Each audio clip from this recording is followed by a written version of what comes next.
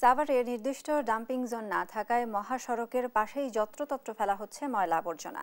বর্ষা মৌসুমে বৃষ্টির পানির সঙ্গে মিশে এই আবর্জনা সৃষ্টি করছে চরম দুর্ভোগ। এ নিয়ে বিস্তারিত জানাতে আমাদের সঙ্গে সরাসরি যুক্ত হচ্ছেন সাভার থেকে সহকর্মী দেওয়ান ইমন। ইমন, জনদুর্ভোগ লাঘবে স্থানীয় প্রশাসনের পক্ষ থেকে এখন পর্যন্ত কি কি পদক্ষেপ নেওয়া হয়েছে, সেখানকার বিস্তারিত নিয়ে আমাদের জানান।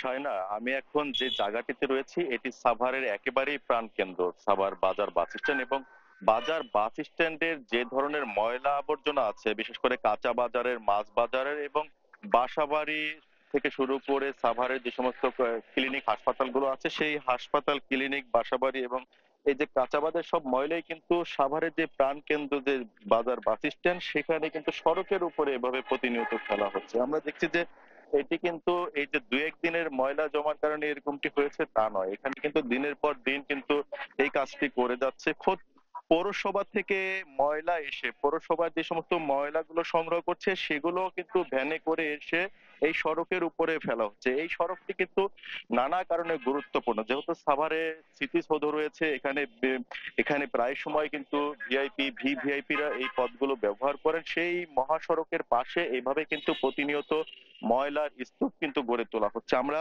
বিগত দিনে দেখেছিলাম যে প্রশাসনের পক্ষ থেকে নির্দেশনা দেওয়া হয়েছে যে সড়কের পাশে কোনো ধরনের ময়লা ফেলা যাবে না। তবে সেই সেই নির্দেশনা উপেক্ষা করে খোদ পৌর প্রশাসনই কিন্তু এখানে ময়লাগুলো ফেলতেছে। পৌরসভা থেকে যে সমস্ত বাসাবাড়ি থেকে যে তারা যে ভ্যান গাড়িগুলো দিয়ে ময়লা সংগ্রহ করে, সেই ময়লাগুলো কিন্তু এখানে ফেলা হচ্ছে। এতে করে একদিকে যেমন স্থানীয় যারা এই সড়কগুলো ব্যবহারকারী রয়েছেন, তারা যেমন প্রতিনিয়ত এটি দুর্গন্ধে কিন্তু তারা শিকার হচ্ছেন, অন্যদিকে কিছুটা বৃষ্টি হলেই কিন্তু এই যে ময়লাগুলো, সেগুলো বৃষ্টির পানিতে মিশে কিন্তু ড্রেনের মাধ্যমে পাড়া মহল্লায় ছড়িয়ে পড়ছে। এতে করে নানাবিধ রোগে কিন্তু আক্রান্ত হচ্ছেন স্থানীয়রা। কিছুক্ষণ আগে আমরা পথচারীদের সাথে কথা বলছিলাম, তারা যেমনটি বলছেন যে এই সড়কটুকু পাড়ি দিতে কিন্তু তাদের নাক চেপে ধরে কিন্তু এখান দিয়ে যেতে হয়। এখানে যেহেতু এই মহাসড়কের পাশেই বেশ কয়েকটি এই 1 কিলোমিটারের এই সাভার বাজার বাস স্ট্যান্ডের 1 থেকে 2 কিলোমিটারের মধ্যে কিন্তু বেশ কয়েকটি শিক্ষা প্রতিষ্ঠান রয়েছে। সেই শিক্ষা প্রতিষ্ঠানে কিন্তু প্রতিনিয়ত শিক্ষার্থীরা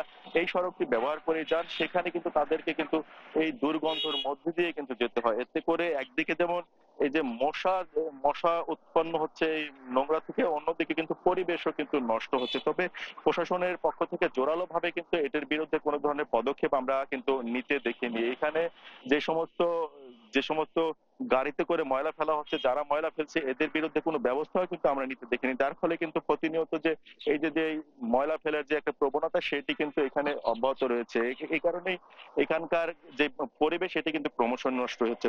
এটার মূল কারণ হচ্ছে যে সাভারে কিন্তু স্থায়ী কোনো ডাম্পিং জোন নেই। যে ডাম্পিং জোন না থাকার কারণে কিন্তু সাভারের এই যে যত্রতত্র ভাবে শুধু কিন্তু এই যে সাভার স্ট্যান্ডে ময়লা ফেলা হচ্ছে এমন যিনি, ঢাকার যে মহাসড়কের আমিন বাজার থেকে আমরা দেখেছি যে জিরানি পর্যন্ত বিভিন্ন পয়েন্টে, আমিন বাজারে, হেমায়েতপুরে, সাভার স্ট্যান্ডে, নবীনগরে এবং জিরানিরও বেশ কয়েকটি এলাকায় কিন্তু এভাবে ময়লা ফেলে কিন্তু পরিবেশ কিন্তু নষ্ট করা হচ্ছে। এবং এই ময়লা দেখতে পাচ্ছেন যে মনে হচ্ছে যে পুরো সাভারটি যেন ময়লার নগরীতে পরিণত হয়েছে। এবং এটির বিরুদ্ধে প্রশাসনের পক্ষ থেকে কোনো ধরনের পদক্ষেপ নেওয়া হচ্ছে না। সাভার উপজেলা ইউনো যিনি রয়েছেন, তিনি বলছেন যে সকলকে কিন্তু সচেতন হতে হবে এবং মানুষের সচেতনতা বৃদ্ধি না করলে এটি কোনোভাবেই রোধ করা সম্ভব না। সায়না।